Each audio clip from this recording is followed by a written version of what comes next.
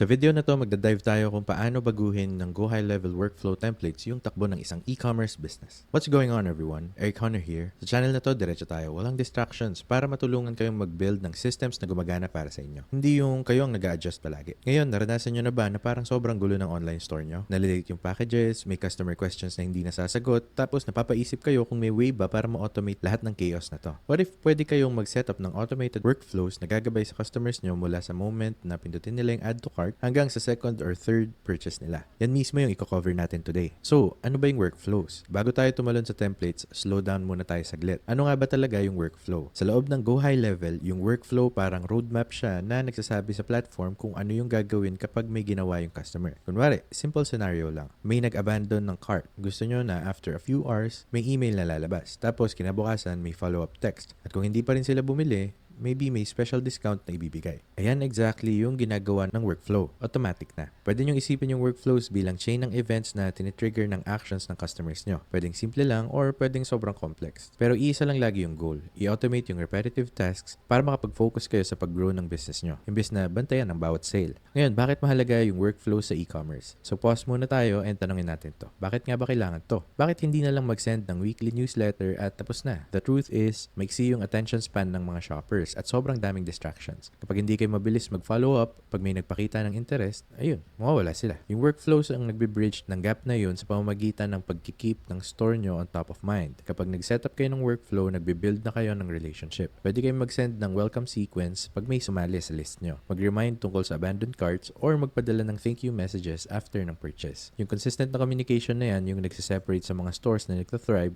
at sa mga hirap mag-keep up. Now, using workflow templates. Since gets na natin yung basics, pag-usapan naman natin yung templates. Yung workflow templates ay mga pre-built sequences na pwede nyong i-import sa account nyo at i-customize. Isipin nyo sila parang recipes. Kayo pa rin yung magdadagdag ng ingredients pero yung basic structure, makakatipid na kayo ng sobrang daming oras sa pagsisetup. So, saan may kita yung templates? Sa Go High Level, meron silang template library na ma-access nyo sa Workflows tab. Pag binuksan nyo yun, may kita nyo yung categories tulad ng abandoned cart, onboarding sequence, at reactivation campaign. Yung mga templates na to nagbibigay ng solid na starting point para hindi nyo na kailangang i-design lahat from scratch. Kung gusto nyo nang mag-start sa Go High Level, meron kaming link sa baba sa description kung saan pwede kayong mag-sign up para sa free 14-day trial. Pwede nyong itry lahat ng features at perks ni Go High Level, kasama na yung automations at workflows. So kung trip nyong mag-start, nandun lang yung link sa description. Once na ginamit nyo yung link, nag-sign up na kayo at nakalogin na sa dashboard, ganito yung itsura niya. Sa left-hand side, punta lang kayo sa automation. Dito may kita nyo na nakaselect yung workflows. Tapos pwede na kayong gumawa ng workflow. Pag kinlik nyo yung create workflow, meron kayong options. Pwede kayong mag-start from scratch, pumili ng template, mag-import from a campaign, or gumamit ng company-based workflow na nasa beta pa lang. Yung select from template, ayan na yung option na to dito. Now, paano pumili ng tamang template? Unang tanong na dapat nyo itanong sa sarili nyo is, anong problem yung gusto kong isolve? Gusto nyo bang i-recover yung lost sales, mag-build ng loyalty, or mag-upsell ng complementary products? Usually, meron ng template na nakadesign para sa specific task na yan. Maglaan lang kayo ng ilang minutes para basahin yung descriptions ng bawat template at isipin kung paano siya babagay sa goals ng store nyo. Hindi ko naman sinasabi na basahin nyo lahat isa-isa, pero hanapin nyo lang yung mukhang swak sa hinahanap nyo. Kunwari, kung may fashion store kayo, pwede kayong gumamit ng post-purchase follow-up template para i-encourage yung customers na mag-share ng photos ng outfits nila sa social media. Kung digital products naman yung binibenta nyo, yung membership welcome sequence pwedeng makatulong para i-guide yung mga bagong members sa content nyo. Next, customizing templates. Yung templates nagbibigay ng framework. Pero doon talaga pumapasok yung magic pag kinustomize nyo na sila. So ito yung paraan kung paano sila gagawing sarili nyo. Gagawing your own. Adjusting triggers. Bawat workflow nagsisimula sa trigger. Ito yung nagsasabi kay Go High Level kung kailan magsisimula yung sequence. Sa e-commerce, common na triggers yung may bagong lead na nag-sign up via form, may customer na bumili, or may nag-abandon ng cart. So piliin nyo lang yung trigger na align sa goal nyo. Kung welcome sequence yung gagawin nyo, pwede nyo piliin yung form submitted. Para naman sa cart recovery, piliin nyo yung abandoned cart. Next,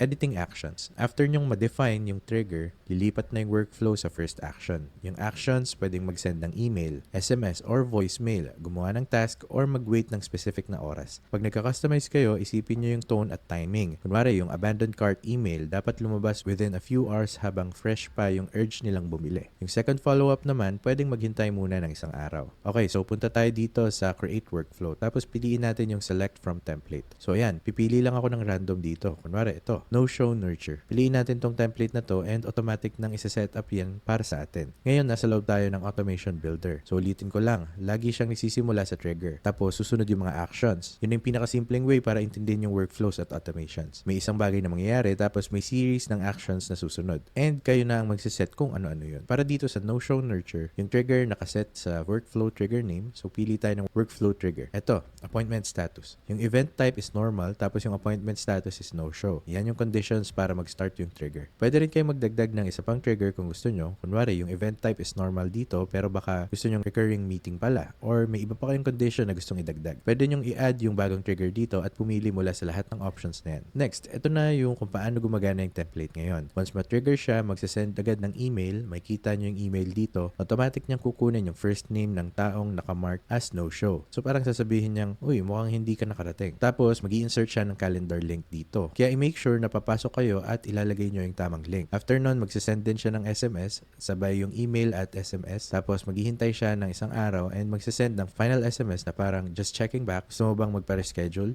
So, ayan, ganyan gumagana yung paggamit ng conditions at branching sa workflows. Mas nagiging powerful yung workflows kapag nagdadagdag kayo ng conditions. Yung conditions, nagbibigay daan para mag-branch yung logic depende sa ginagawa ng customers. Kunwari, binuksan nila yung first email mo, pero kung kinlik nila at bumili sila, pwede mo silang ilipat sa post-purchase nurture sequence. Yung conditions ang nagsisigurado sa mga messages na natatanggap ng customers ay tugma sa behavior nila. Yung ganitong personalization sobrang nakakataas ng engagement at conversions. So sa example na to, ang pwede natin gawin is gumawa ng branching dito. Kunwari, mag-scroll lang tayo pababa tapos piliin yung if/else. Next, personalizing content. Huwag niyong kalimutang i-tailor yung language ng messages nyo. Gumamit ng merge fields para isama yung name ng customer tulad ng nakita natin kanina or i-mention yung product na tinignan nila at kung may discount man. Yung personal touch, sobrang laking bagay. Kahit simpleng pagbabago lang tulad ng pag-adjust ng greeting para mag-match sa brand voice nyo, malaking tulong na yan para hindi magmukhang robotic yung emails nyo. Now, building workflows from scratch. Magandang starting point talaga yung templates. Pero kapag from scratch kayo gumawa, mas marami kayong freedom at control. Dito pwede kayong gumawa ng automated customer journeys na sakto sa unique promos nyo, specific audience groups, or kahit mga medyo tricky na tool integrations. By mapping the customer path, pag-set ng exact triggers at actions, at pagdadagdag ng if this, then that logic, makakagawa kayo ng sobrang personalized at effective na sequences. Yung biggest benefit nito is nakakagawa kayo ng tunay na custom experiences na tugmang-tugma sa brand at business goals nyo, na napupunta sa mas happy na customers at mas magandang results. So, huwag nyong kalimutang mag-test at mag-tweak para i-make sure na gumagana lahat. So, quick demo tayo. Mag-start tayo from scratch. Mag-add tayo ng bagong trigger tapos i-search natin. Ayan, may Shopify link, abandoned checkout. Nice. So, eto na. Meron na tayong trigger na abandoned checkout. Next, ang pwede natin gawin is mag-search ng email. Piliin natin yung send email. Tapos, i-edit natin yung email dito. Kunwari, hey, may nakalimutan ka. Obviously, mas hahabaan pa natin yan in real life. Pero for now, save muna natin yung action. And ayan, ganun lang kadali mag-start ng workflow from scratch. And pwede rin kayong mag-reference dito sa cart nila. Tapos, bigyan sila ng discount. Now, examples ng e-commerce workflows. Abandoned cart recovery. Trigger, action. Mag-wait ng 3 hours, tapos mag-send ng email na nagre-remind sa customer ng items na naiwan nila. Kasama yung pictures at link pabalik sa cart nila. Condition, nag-click ba sila within 24 hours? If yes, stop na yung workflow. If no, mag-send ng second email na may limited time discount. Tapos kung hindi pa rin sila bumili after 48 hours, mag-send ng final SMS na last chance message. Post-purchase upsell. Trigger, order completed. Action, agad na mag-send ng thank you email na may order details at quick note of appreciation. Then wait, after 7 days, mag-send ng email na nagre-recommend ng complimentary products. Kunwari, kung coffee maker yung binili nila, isuggest mo yung premium beans or cleaning kit. Condition, if binuksan nila at kinlik, i-mark sila for a loyalty program. If hindi, i-add sila sa reactivation sequence. Reactivation campaign. Trigger, customer hasn't purchased in 90 days. Action, mag-send ng email na gentle reminder with highlights ng new product.